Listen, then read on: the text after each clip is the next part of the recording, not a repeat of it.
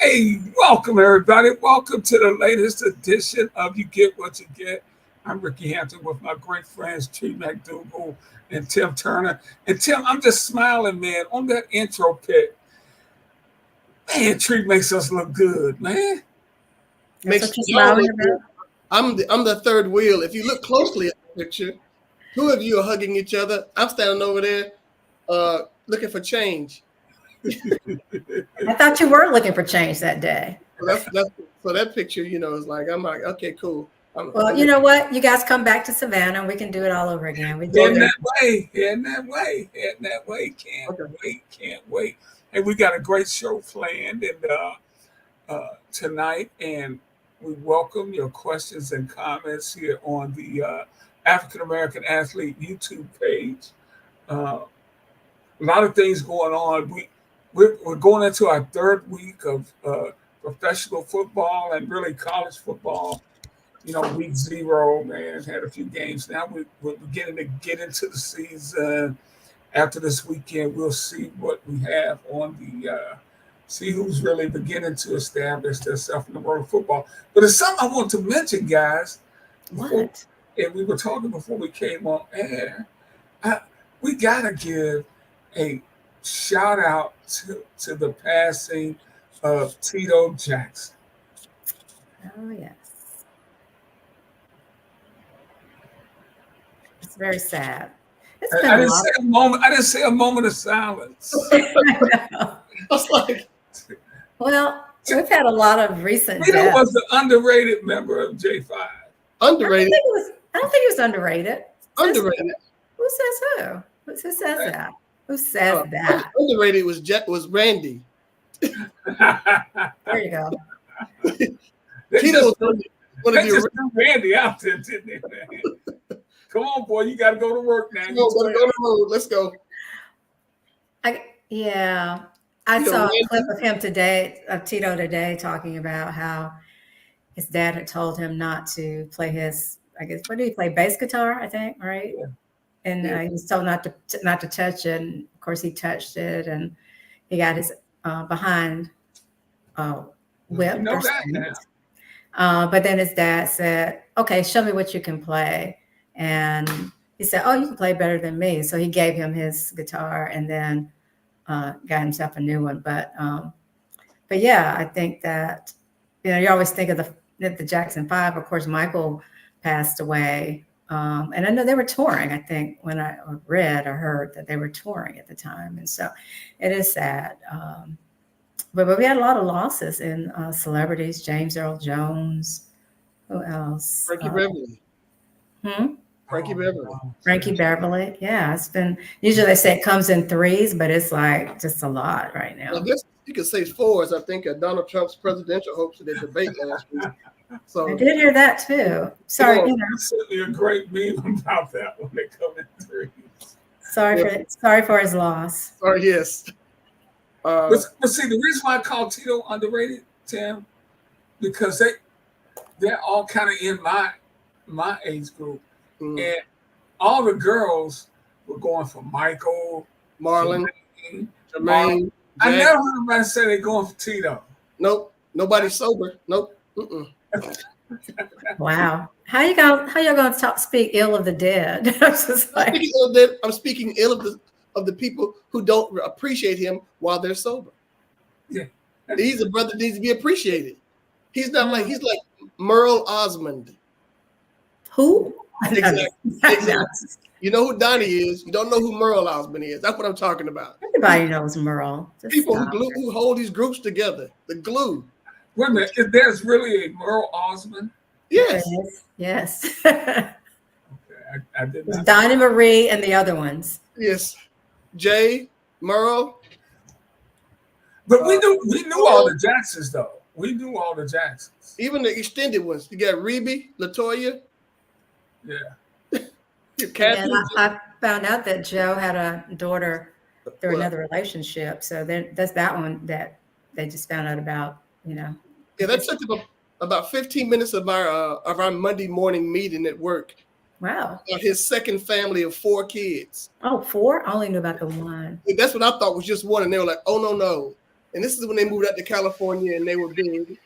And they were, I guess it was Encino, where Joe's real family was on one side of Encino and his other family was on the other side of Encino. And one day, when somebody from the other family got upset and went to the real family side of Encino, and the secret was exposed, and it was all crazy and all kind of wild. And supposedly Janet got upset one day when she heard one of the other family's kids called Joe Daddy. And as you know, it's like, it's some sort of special that came on because there was like 3 people in the room knew everything verbatim about this story. I was going to say that was a good morning meeting. You know, when I was most disturbed is when I heard Centipede. That is one of my favorite songs. You're lying. That's Michael doing Centipede. You know, that's his voice. Yeah, you know I know. I think he said, "Please, Michael, please sing on my song." And anyway, like Barry Gordy's son when he did that thing. You said a morning meeting. What paper were you working? Oh no, this was Monday, sir. It worked Monday. It was a tangent of the Tito Jackson story because the boss said, "All right, let's give a moment of silence for Tito." And then one person was just aghast because she was the only person in the room that did not know that Tito had passed, and so she was like a big fan, and she went into the whole thing about the 2 families on the different sides of the thing, and there were like 2 other people that knew this whole story. It was news to me that he had anybody outside of the. Keep up, man. Keep up with your Jacksons. I'm telling you. Well, I tell you what, he did some remarkable things putting together that musical group with his first family. I guess that's the first family. Yes. I was going to say remarkable or child abuse. I'm not really sure. Angela Bassett, she is in everything, isn't she? She was in that. That was, I think that's what they're saying. That 7 hours of that miniseries on the Jacksons. I think that's where it's coming from. Is Joe still alive? No, Joe is gone. He's gone. Is the mother gone too? I don't know. Catherine may still be alive. I'm not sure. I'm not keeping up. But check with your coworkers and report back next week. I will do that. They probably know what they had for lunch yesterday. That's the good people that you work with. You know, that's good. That's really good. Wow. And the thing is, my phone is listening to me because all I did was type in Catherine, and it says Catherine Jackson, matriarch of Jackson family. And I did not type all that. And so, is she still alive or dead? Still here? Still here. She's 94. She turned 94 on May 4th. Fantastic. Awesome. Joe died in 2018 on, I don't know when, but he died 2018. And that's the great thing about doing this show, because we talk about sports, culture, and style. And they are definitely a part of our culture.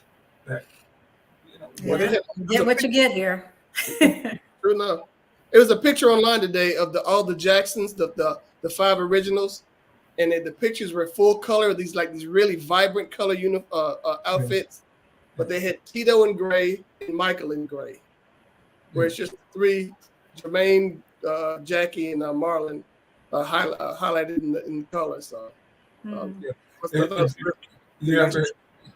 if you ever hear Motown, if you go to the Motown Museum, they have a whole section dedicated to the Jackson. And one of those outfits where they had the purple whatever with the heart and flowers and the sparkles and everything, they got one of Michael's outfits. I mean, I thought you said it'd been in my closet. Okay, got you.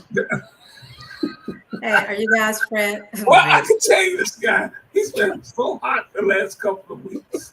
We took a couple of weeks off. I think he went and practiced at a comedy club or something. He's quick with it. So Frankie Beverly, you guys big fans? Oh, yes. My thing was, I'm like, Black Card, I get a hole punch on that one because that's one of the few popular artists I've never seen. I never saw a Frankie Beverly concert. I wanted to see him because they kicked off his last tour they had last year, kicked off here in Atlanta. And these ladies, I was telling them I wanted to go, and a couple of them, they'd been to like a dozen of the concerts, and they said, "You want to go to this one?" She says, they go, no, you don't want to go to this one. He said, yeah, because he wasn't the same. Yeah, he wasn't the same. He said, don't go. But now I still wish I had seen the show just for the mere fact of saying that I went and saw him. Yeah, I've seen him at least 10 times, Tree. But even now, the audience would sing for Frankie. It's just a big sing-along because they're playing the same songs they've been playing since 1980. Before I Let You Go, Joy and Pain, I Wish You Well. So when you go to Frankie Beverly concert, it is a sing-along. Well, I think it's for everybody because it's which is why I won't go to another live concert. Put it that way. I did not pay from a couple of Mother's Days ago. Went to see Anita Baker. What was billed as her last tour, her last show in Atlanta, and she started singing "Sweet Love," and the crowd took over, and she just stopped. Yeah. And let them finish the song. She says, "This happens every time I come to Atlanta. I have to give 2 concerts. First, I let y'all sing. Now it's my turn."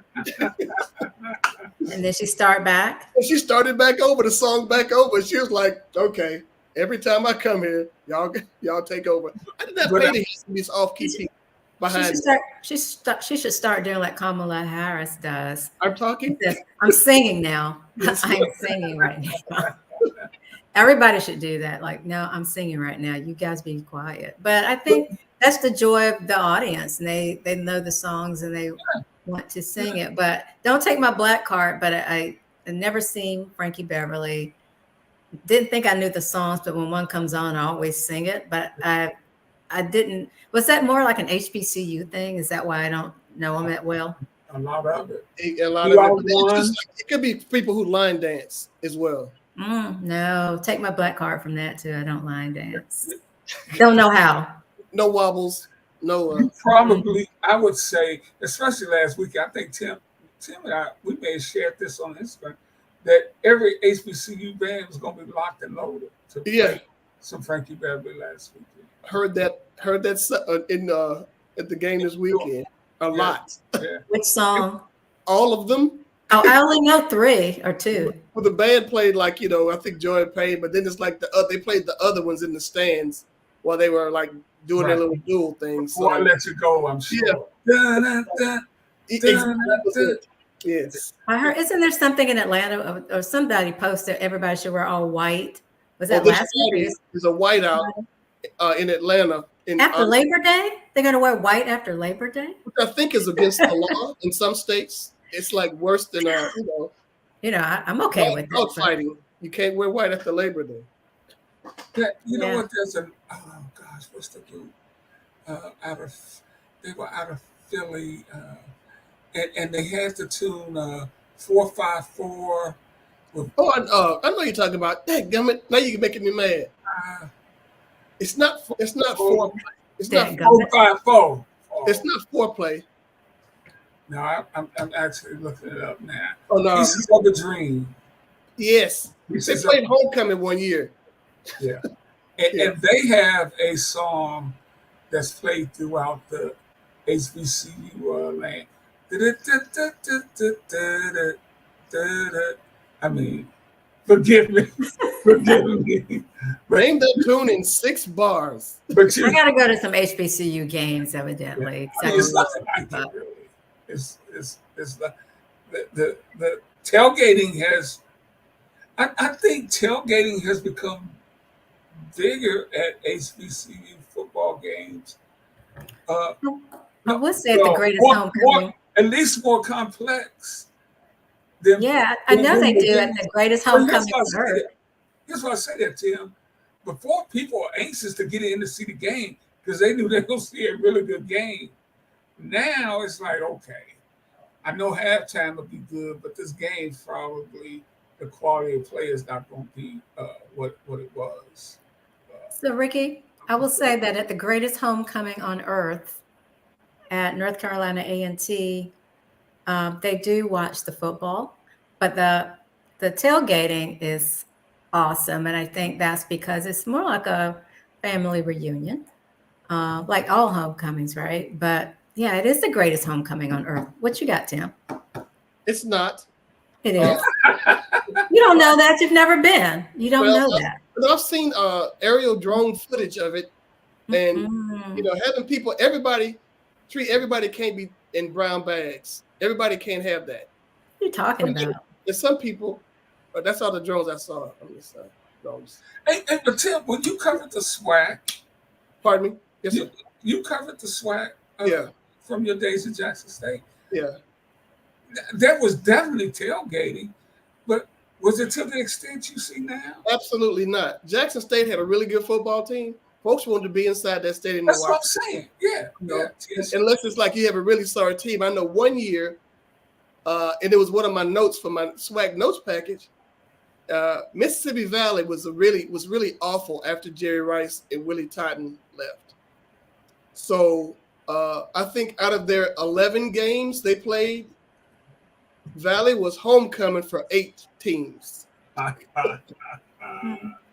mean, they saw more extended halftimes than anybody in the history of college football. So it was just really sad. It's just like Valley's playing. Okay, anywhere Valley was on their schedule, they were going to be homecoming, which was really awful. But I know Jiho, I've heard a lot about it, Tree, and it may rival the Morehouse Spelman soiree, but I've seen that, and it is quite a show, as is this one, as is most homecomings and most HBCUs, because it's a family reunion. People are coming back, and people, if you miss it, you miss it at your own peril. I know this year, between last year and this year, 3 people that I know are gone. So folks go to those things because you never know where you're going to see those folks again. Yeah, absolutely. Especially now. But there's only one greatest homecoming on earth. And that's why it's called that. And I give you the time. It is the greatest homecoming on earth. I used to love going to Baton Rouge when TSU was playing Southern. Southern did a great pregame. Not only that, pregame band performance and tailgating. They were out there in those SUVs. That's the thing that got me. It's like the convoy SUVs. When they come on the road, all the parking spaces are taken up by like about 50 SUVs on the motorhomes from Southern people. And motorhomes. That's what I meant. Motorhomes. Yeah. It's unlike anything you've ever seen. It's like these caravans coming from Louisiana, baby blue and gold on every one of them. It's a sight to behold. You should see the ones at UGA. That is pretty spectacular. The homecoming there. Just any football weekend in Athens. Oh yeah, the tailgate in there, because they have, they do it up with those tents. They have some really immaculate setups there. So the tents, the motorhomes is pretty fantastic. And I've been in Big Ten territory for 30 some odd years now, and they definitely tailgate, but it's just not the same as Southern. It's just not, man. It's not. No disrespect, because they're doing their thing over there. But oh sure. But my thing is, I feel sorry because each year I go back to Morehouse Spelman homecoming.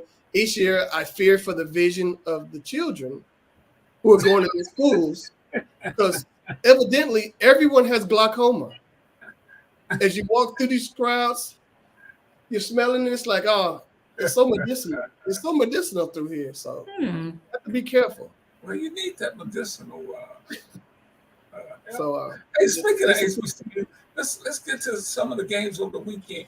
Man, I am definitely cheering for our great friend Coach Terrence and the Morehouse Tigers. They took on 1AA Howard in East Rutherford, New Jersey, and I thought they fared well, losing 35-21 to 1AA school. This is a school, Morehouse, that is really starting from scratch, rebuilding. Had a nice crowd there too. 31,000 was on hand, including our co-host Tree, Tim Turner. So we would like to hear a full report from Tim Turner. Do tell. Okay. We lost. We lost. That was it. you read my mind. I'm sorry. I didn't mean to steal your steal the headline from you. Wait, no, really, it's like before the game, like 10 minutes before the game, it was like it seemed as if it was 70,000 seats disguised, fans disguised as gray seats.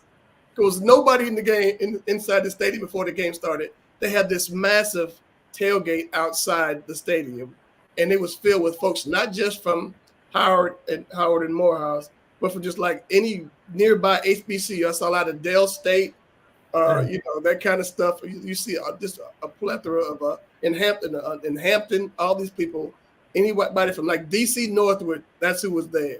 So, but as the game started, people trickled in, and I think whatever happened, I think somewhere in the second quarter, Howard's band showed up. I don't know if it was a traffic issue or not, but there was this whole section that was empty. I said, that must be where the band is supposed to be. And they showed up just before. Just right down the street in DC. No, they were in New York, right? Yeah, it was in New York. Yeah, still. It's not far. Yeah. So, but then the lower bowl filled up, lower bowl in like the middle sections filled up to where it was near capacity, and that was really good. Morehouse did play better. Howard just had better talent. I was unaware that Edgerrin James, a great running back, former NFL running back, Hall of Famer, his son is a running back for Howard, and it showed that he was from a good lineage. So he had a pretty good game as well. Are they holding up better physically? The team last year was really disappointing.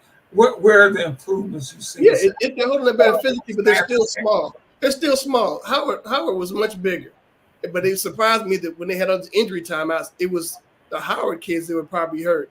I guess it's more like, I'm thinking, yeah, they're hurt. They're stubbing their toe on these Morehouse kids, because they're that much bigger than they were. But I thought that they acquitted themselves well. And I think it's something that the people in New York really were happy. They had to be happy with the crowd. I think it seats like 60-something thousand. They had half of it full. And it's probably the best attended one they've ever had.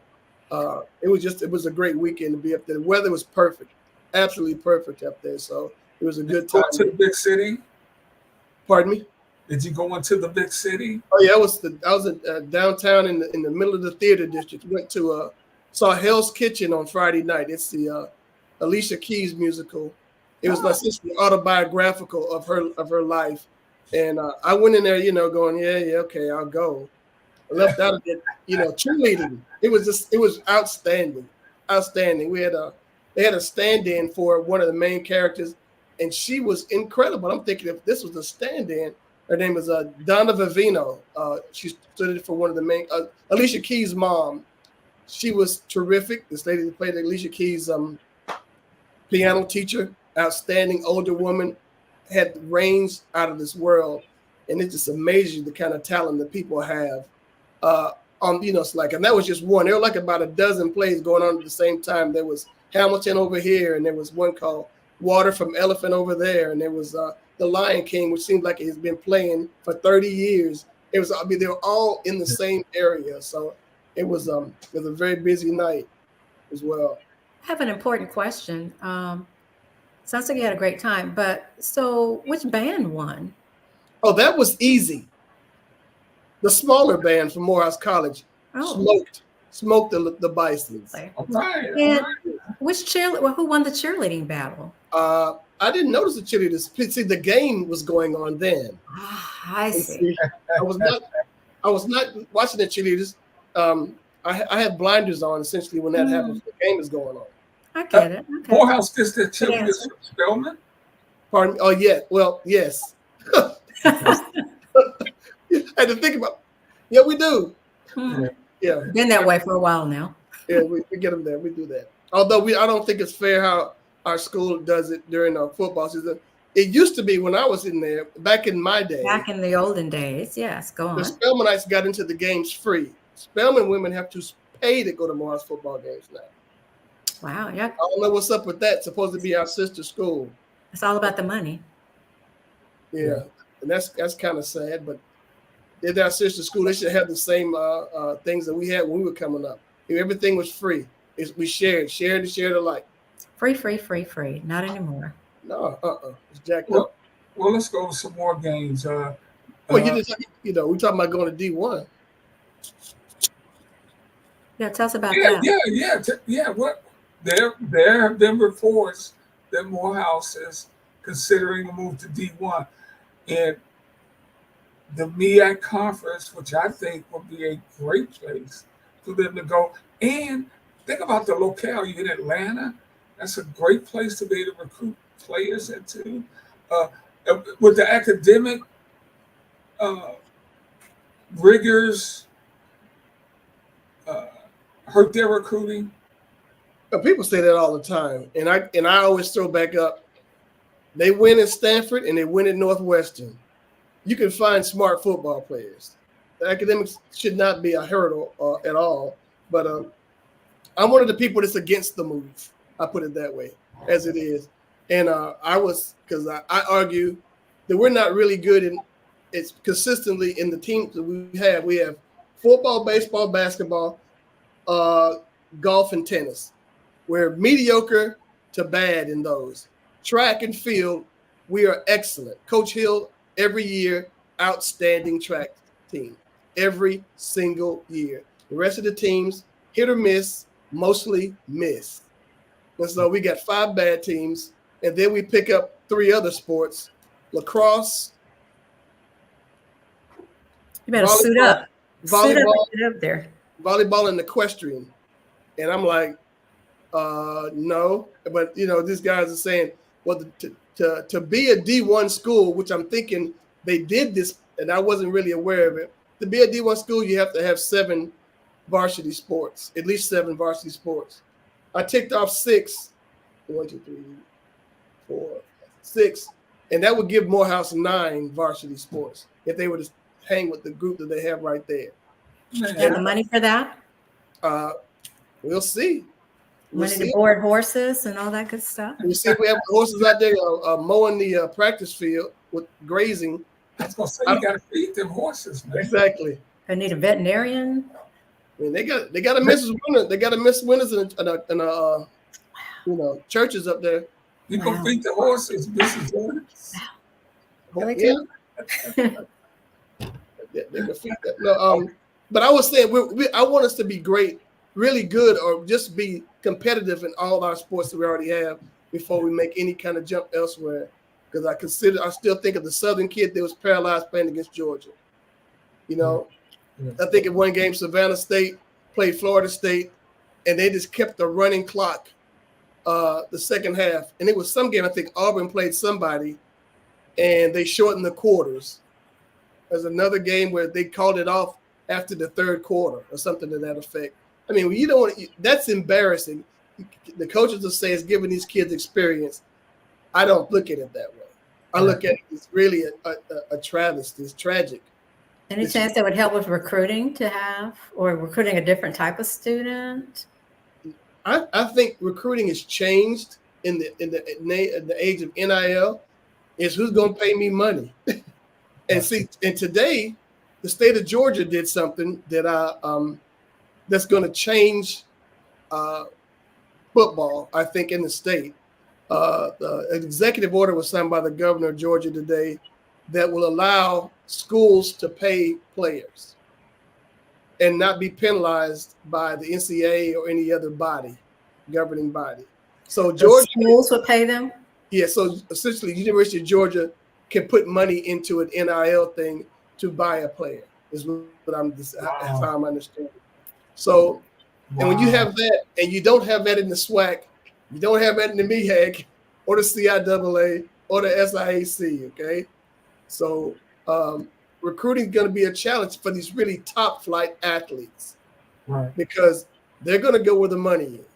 Yeah, UGS got the money for it. If you're a 5-star kid and your entire family went to Morehouse, and you can play football at Morehouse, but Georgia, you can go to Georgia and get like a steady income, where are you going to go? Yeah, I like money. Right. But Tim, I'm kind of with you there, man, because number one, the SIC has a great tradition, man. It does. Way back, so does the CIAA. Those are perfect conferences for the schools of that size of Virginia. And I think collectively, all those schools understand what their missions are. Their primary mission is. It's really not athletics, but at the same time, you don't want to stink at it. Right. It's people go to Morehouse or Clark or these other schools, Savannah State, Albany State, Fort Valley. They go there to have careers in other things beyond sports. Yeah. And I tell you, on a larger level, I don't know what Vanderbilt University is going to do. Who did they lose to this week? They lost to somebody. They lost to Georgia State. There we go. See, Georgia State's getting better. Congratulations.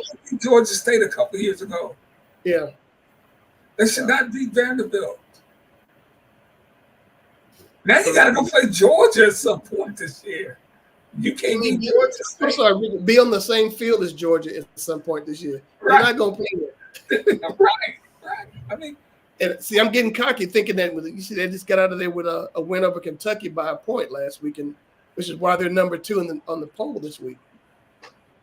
Yeah, that was they struggled a little bit down in Lexington, but Georgia, Kentucky, that program's just much improved since Stoops got there. You better come and play.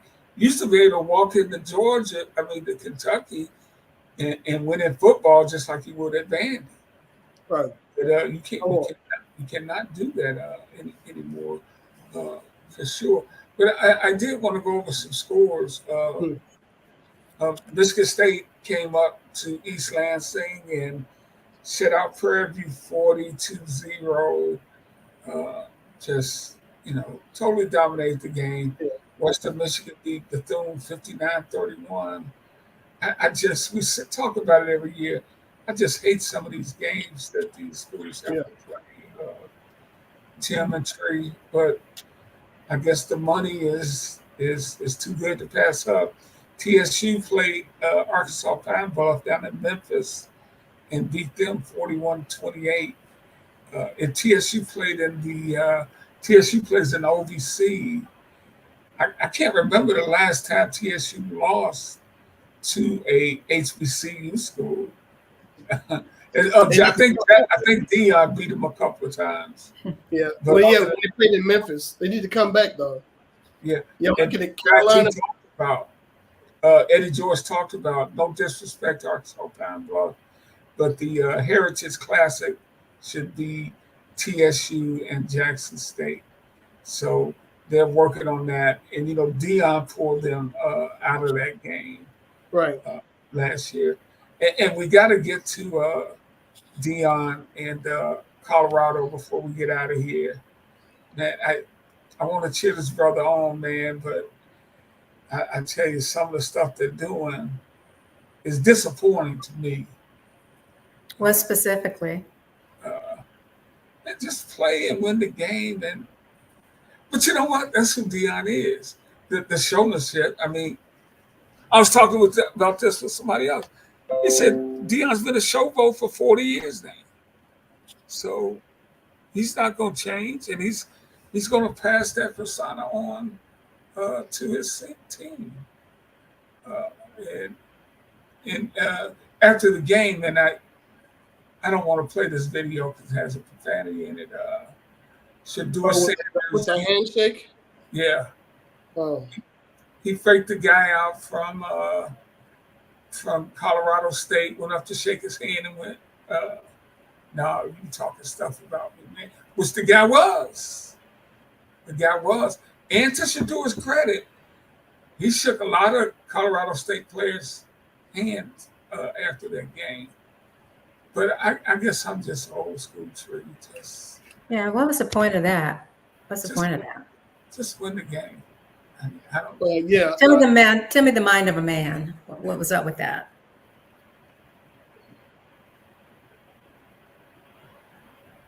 Tim. Any man on this show? Anyone? Bueller. This is the deal. Okay, so before I saw the clips of the Colorado State players, I was all about saying how renegade and classless and just trifling Colorado football program has become. It's become so trash, is what my mindset was. But then I saw where this receiver was talking a bunch of noise, that quarterback was talking a bunch of noise. I have no problem with them disrespecting both of those players because they went in there. Colorado did not sell any Wolf tickets coming to that game, and they had no reason to. But the Colorado State players, after what happened last year, where they lost late on some miraculous stuff to Colorado, and had a cheap shot in that game. On Travis Hunter, yeah. And so I think that was what put him out for a couple of weeks, right? Yeah. And so I was thinking that Colorado was just, Deion has turned out to just be a clown show. But when I saw those kids and what they said, they brought that on themselves. Yeah. George should have not just, he shouldn't have gone out to the guy, shook his hand at all. He should have just ignored him and gone about his business and then roasted him in the press conference. You know, that kind of thing where it's like, you know, I have no respect for them, blah, blah, blah, whatever. You know, and then Deion coming up there, I'm not hard to find, something on his shirt or whatever it was. You know, that kind of stuff. I mean, that is just, it's uncalled for because you're not that good. Right. It was What that even mean? What was that about? To wear that shirt. Yeah, what was that about? I'm not hard to find. I guess somebody was saying, you know, like when they were talking about him instead of talking to him, and he was like, "Well, I'm not hard to find if you want to say what you want to say to me." But this was I got Keith Alexander, used to be the special teams coach for the Falcons, and they did Hard Knocks. The Falcons were on there one year, and he was talking to this one player who tried to do something that only a veteran, a star, could do. And the coach told this guy in the meeting, "You ain't good enough to be an a-hole." And that's the way I feel about Colorado. They are not good enough to be a-holes. They have not shown where they can beat anybody on a consistent level, anybody big. Now, let's see what they do this weekend. They have Baylor this weekend. They have Baylor.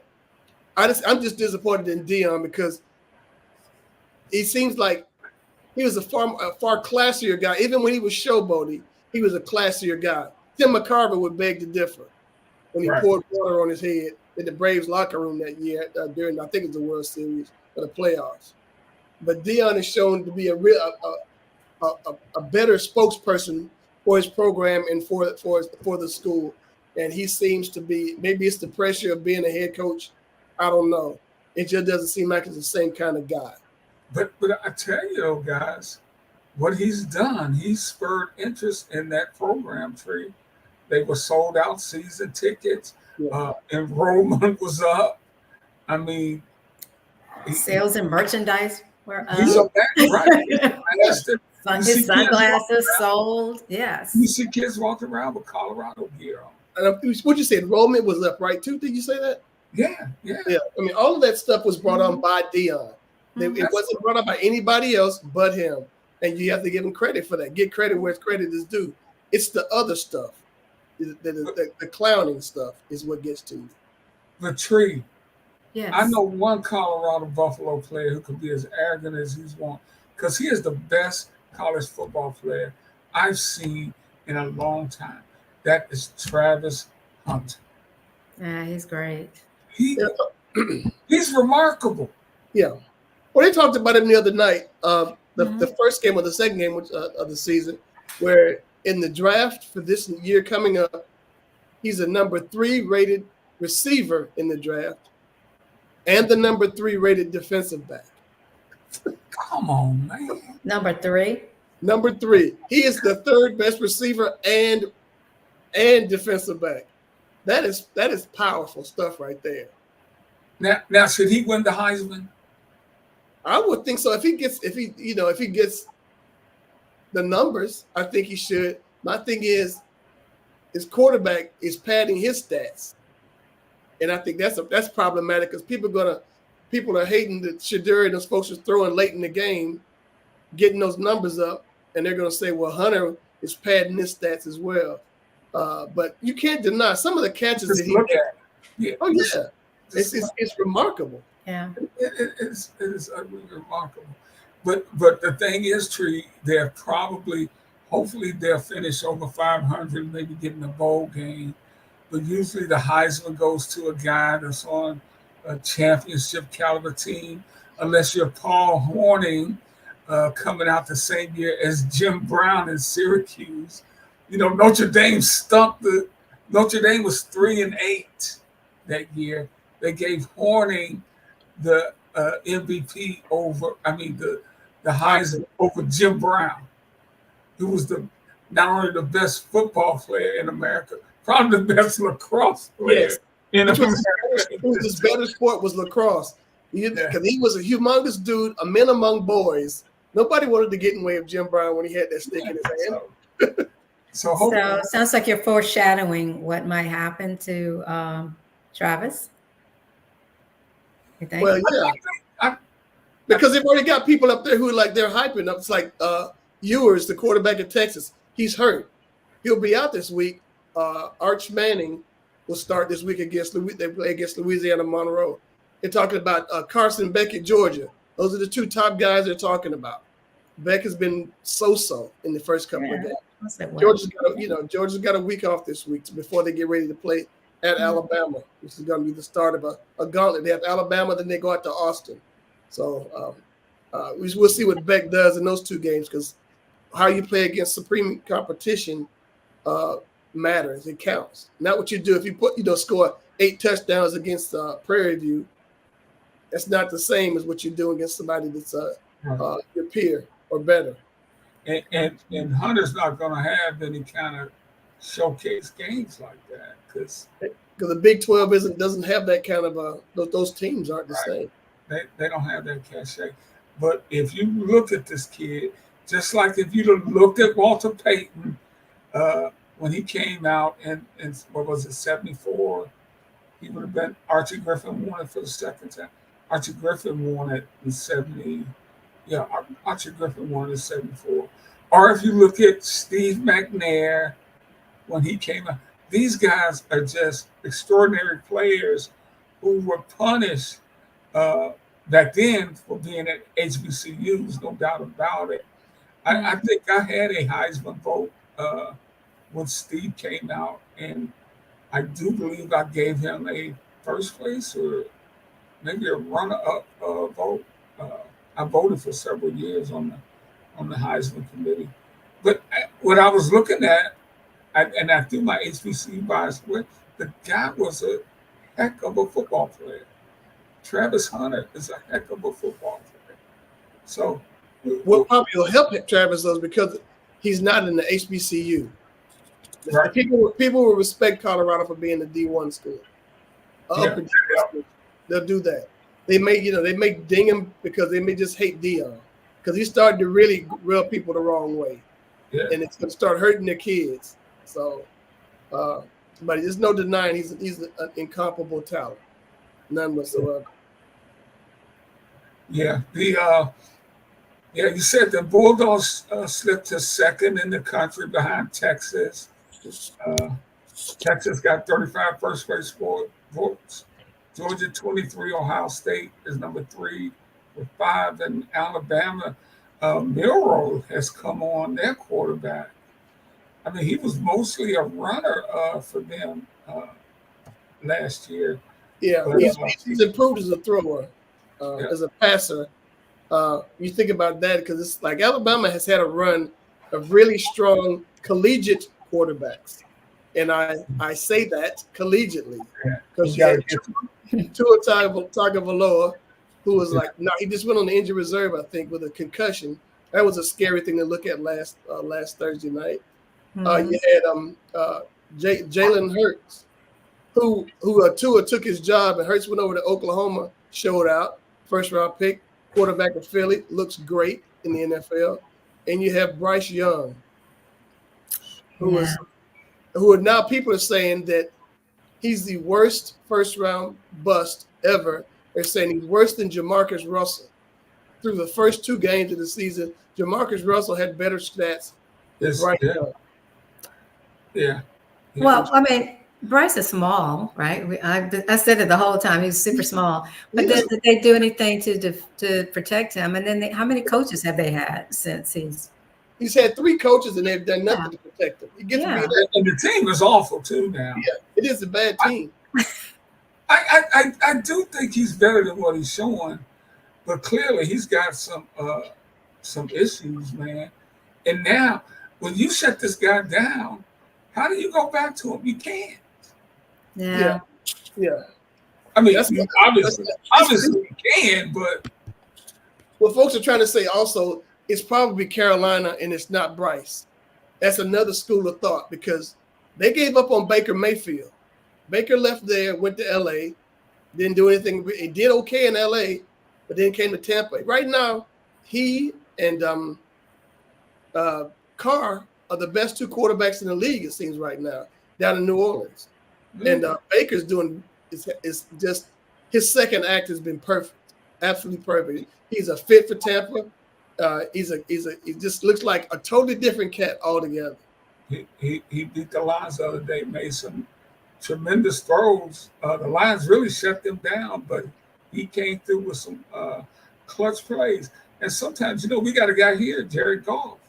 People, #1 pick, people gave up on. But Tree mentioned something about that Bryce that really concerned, and that is his size. Because he's probably bigger than Kyler Murray, but he doesn't move around like Kyler Murray does with his feet. So I just remember watching him thinking, just sitting back there.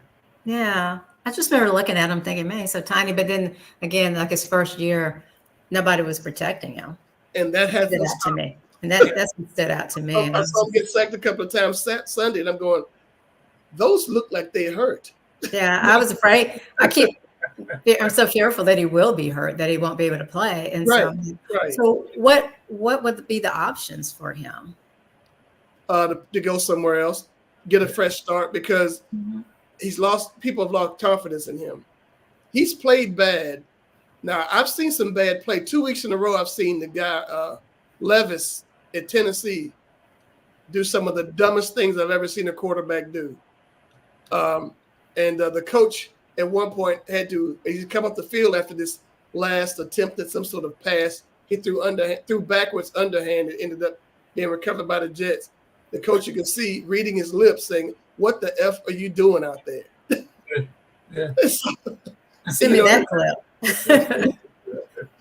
Oh, it's there. Send me that. I missed that. Send me that. Yes. As he's coming off the field, the coach was right in his face saying it to him. And it's maybe I did see that. So, I mean, where do you think Bryce would be a good fit, or where could he go? Anywhere he can be protected. Everybody needs a good quarterback. Just, there are places that need quarterbacks. Because I think Cleveland's probably going to be looking for one after a while, because Deshaun Watson hasn't been all of that. LA, Matthew Stafford. He's on the 37. He's not having a great season. Goff isn't having a great season. This was the year the Lions are supposed to go to the Super Bowl. I think there are that was a Super Bowl pick. It was them and the 49ers again as being the top team. And that was before New Orleans has shown what they've done. And Tree, the Saints have scored how many points? Was it 91? 100. Yeah, that's a lot. Well, but didn't they get some of them against Carolina? Come on, yeah, it's like they played against Slippery Rock. Carolina is an NFL team. Yeah, they lit Dallas up over the weekend. But if Goff does not work out, I'm excited about Hendon Hooker here. He played well in the preseason, and if Goff can't get it done, but Goff, he'll be fine. I don't worry really about him. He's the thing about Goff, you got to protect him, and they can protect him with that offensive line. But you guys have got some pretty big injuries too, don't you? No, the line's in good shape. Well, I thought you had guys who got people that are broken up. I know my wonderful fantasy team, I had the first pick, and I was torn between Bijan Robinson and Christian McCaffrey. Wow. I went with McCaffrey because everybody said go with McCaffrey. My gut told me to go with Bijan. Haven't I told you go with your gut? That's my thing. Yes, you did. Your gut. Well, for whatever, not just this. Always go with your gut. I don't understand how the fantasy part thing works, so you're gonna have to explain it to me. What you do is you get a draft and you pick players from these different teams. But you why? get points, huh? But why? Do you get money out of this, or what? Oh yeah. Oh, teach me how to Dougie then. Teach me how to do it then.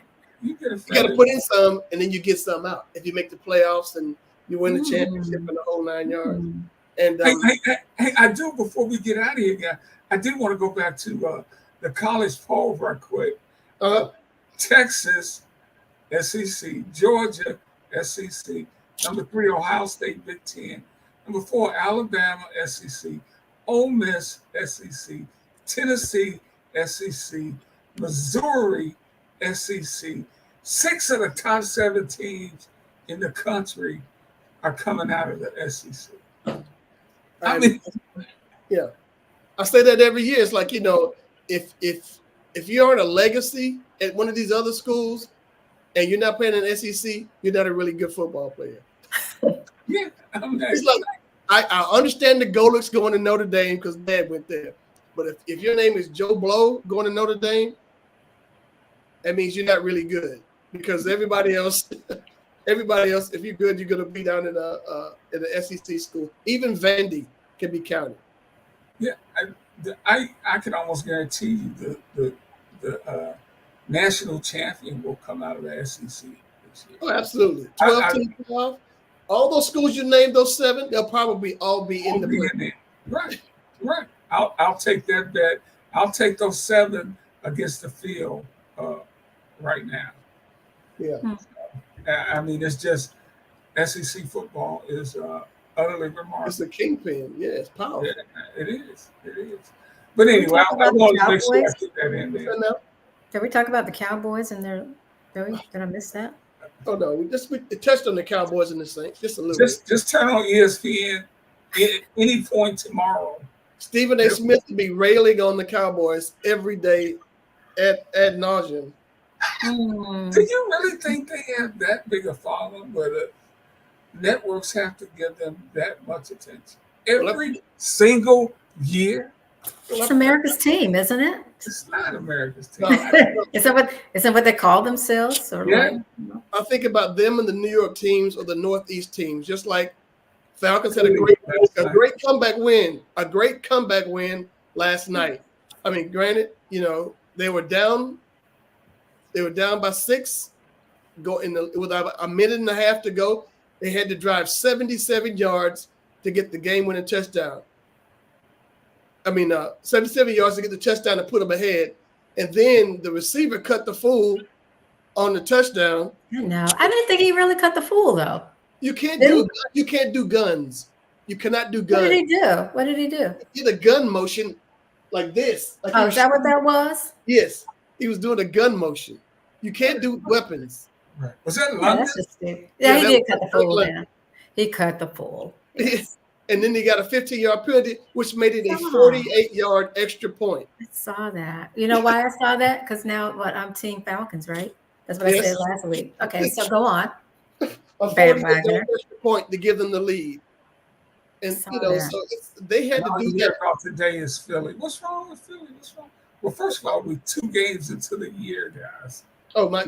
But still, I went to sleep listening to WIP out of Philly, woke up, drove into work listening to WIP. It is as if that team right there was the worst football team since somebody blew up the first one. I mean, it was just, how they were crushing them. You know, when you start like that, then they start talking about how much money these people are making. You lose, people start getting in your pocket. $51 million for that? Why? You know, and they love Saquon, though. Saquon owned up to his drop. But that was, again, I said that was like the Belichick factor because Bill Belichick was on with the Mannings. And I said that's twice he's been in the vicinity of a team that should have run the ball instead of passed and ended up losing the game because they started out with him with the Falcons game the Falcons Super Bowl that they should not have won when he was New England's coach. But you know, even if Saquon catches that ball, I don't know if he gets 3 yards. Oh yes, sir. He was getting it would average like 5 yards a carry when he would get ahead of steam and just truck Falcons DBs. He was killing the Falcons on the ground. Yeah, but he was headed. Look at the play again. He's heading toward the sideline. You're probably right because he's a big body. Knew he needs to get that. But he had to catch the ball because I understand it. They have a stat for everything. He is as a running back. No running back in the league has dropped more passes in the past 3 years than Saquon Barkley. Wow. That was a stat that they had. I mean, like, where do you get that stat? They got some stats now. And no running back who's eating a cheese sandwich when the relative humidity is 14%. Sounds like something you would know. So, like, what in the world? So, but they were like, given that stat, I just said, he's normally. They got all kind of stuff now. When you should go for it, the odds of you. And that's what another thing the Philly people were screaming about on the radio this morning, saying analytics cost them a game. They had a 4th and 4 early in the first half where they should have kicked the field goal or punted or something, and they went for it on 4th and 4 and didn't get it. But I think they missed the field goal. They ignored getting the field goal. They tried to run for it, and they didn't get it. So they're saying, but nobody loses a game in the first quarter unless you got get down like 35-0, Right. But that's what they're saying. Analytics where they said, what do the numbers say? What do the statistics say? Your chances of this. Right. And there were so many reasons why they said Phillies lost, as opposed to Bijan Robinson was running all over their defense, as opposed to Kirk Cousins made up for having a really terrible game the first week against Pittsburgh and was outstanding this week. Yeah, he had to get his feet wet, man. He hadn't played in a while. He didn't play the preseason, did he? No, he didn't. They took the wrapper off of him right before game time on last week. But I get that. But I'm just going to enjoy the week because next Sunday night they're at home against Kansas City. So you getting us tickets? They've been sold out for a while. You got connections. Well, we'll see what we can do. If I get tickets, you roll up here. We'll hook you up. I will be there. Well, we'll talk about that game next week when we're back on next Tuesday night. Appreciate you guys. Great conversation tonight. We learned a lot more about the mighty Jackson 5 and the underrated Tito Jackson, R.I.P. brother. Well, you said the Jackson 5. We're talking about the Jackson 5 and more. Randy Reeby, the folks on the other side of Encino. Don't forget Janet. Yeah. Janet. She's a star. Latoya. Oh, Latoya. Oh, my gosh. Come on now. Oh, yeah. Forgot about her. I forgot. See, there you go. Talking about unsung Tito. We knew who Tito was. Latoya gets no run. None. Bandanas are out. Well, tune in next week. We'll be talking about Latoya Jackson. No, we won't. No, we're not going to bring it back up, huh? No more. All right. Well, go ahead, Ricky. No. I was going to say early to be kind and directing it at Tim. A little late for Tim, huh? A little late, man. All right. Well, we're out of here. For Tree McDougal, Tim Turner, I'm Rick Hampton. Peace, everybody. All right. See you guys. Bye-bye.